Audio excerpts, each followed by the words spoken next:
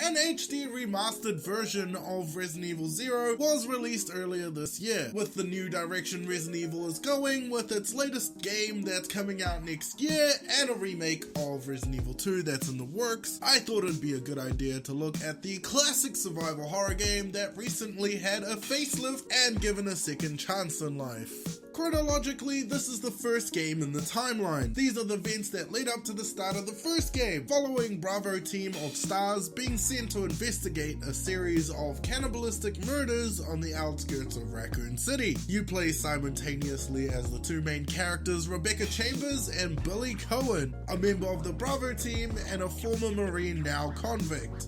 They are the unlikely team up to solve the mystery of what is going on and get out of this ridiculous situation alive.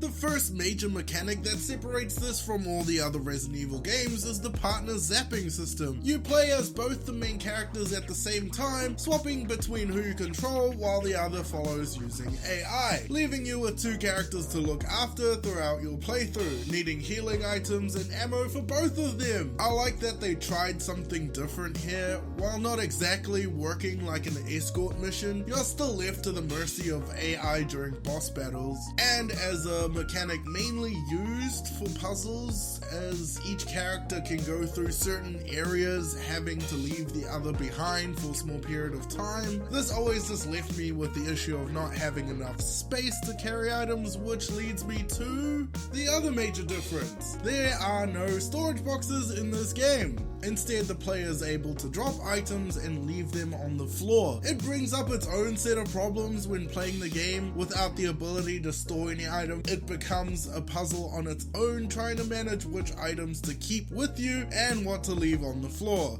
Fun fact, this kind of inventory system was used later in Resident Evil Outbreak and its sequel Resident Evil Outbreak File 2, most likely because the characters in that game also had limited inventory space and had no storage boxes. Another fun fact, it's also the same system I use in my own room, opting not to use any storage boxes and just going with leaving everything on the floor. It's a perfect mix of organized chaos where I know where everything is because there's only one place they can be. You guessed it, on the floor. This does have its limits in the game though, as you can only store a certain amount of items in a room. Also, Billy and Rebecca can swap items, so you basically have double the inventory space wherever they are together, which is really most of the game if you want to take advantage of this. Since the game came out originally in 2002 and it's been over a decade since its release, we can't really call this new in any way, but it is definitely different to what was being done back then. I feel like it could be a good system to use in survival horror, but they failed on the execution here.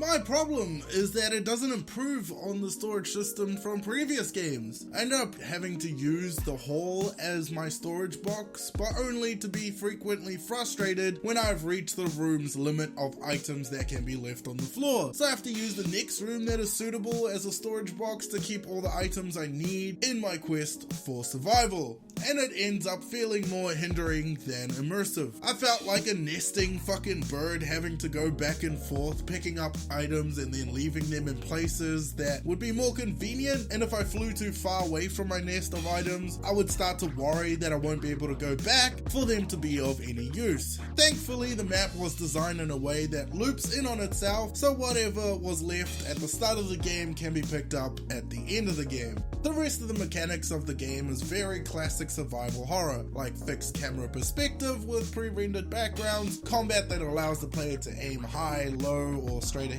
and tank movement controls. Although the remaster does have the option to use an alternative movement system for those that can't stand tank controls, this might make it worse though because the alternative movement system sometimes has issues with the fixed camera perspective.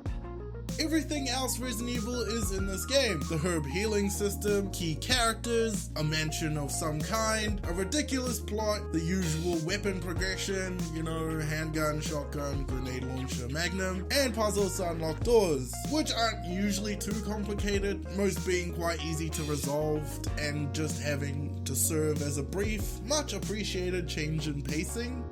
A classic survival horror game with a slight twist to it.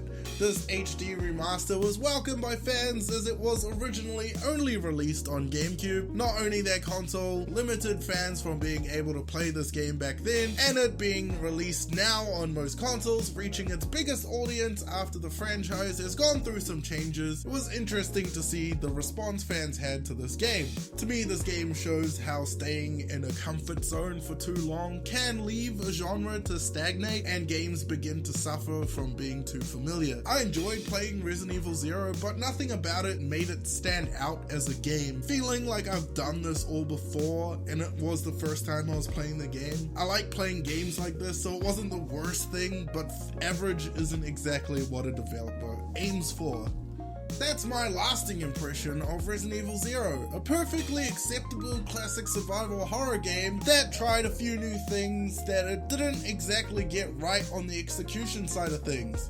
The idea is solid, but just didn't quite work within the game, like the storage system they went with. Makes sense, since you will have two people around to carry stuff for most of the game, but then it would have made more sense to put a couple of storage boxes that don't connect to each other in the game, or a safe room just so you have a place to put the gathered items as the game goes on. It gets ridiculous having to sift through the items on the floor trying to pick up what you want, and the partner zapping system just makes me feel like the longevity of the game is kinda cut in half. Replay value dropping as there isn't two campaigns to play through, as both main characters are mostly together throughout the whole game. This kind of mechanic could be used better than just a way to make a few puzzles. Both these ideas just need a bit more time in the oven. They would have made this game better than just average, that's for sure. That's it for this video, guys. Thanks for watching.